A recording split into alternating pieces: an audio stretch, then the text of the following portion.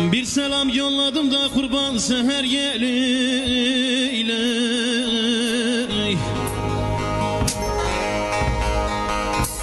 Alırsan selamı da durma gelesin.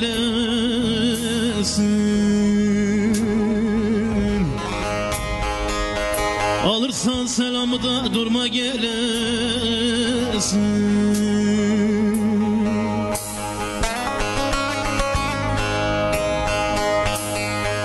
Çok hastayım da yataklarda yatarım.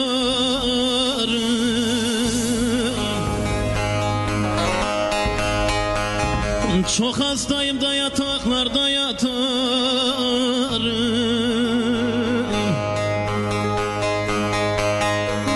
Kefenimi oradan alıp gelesin.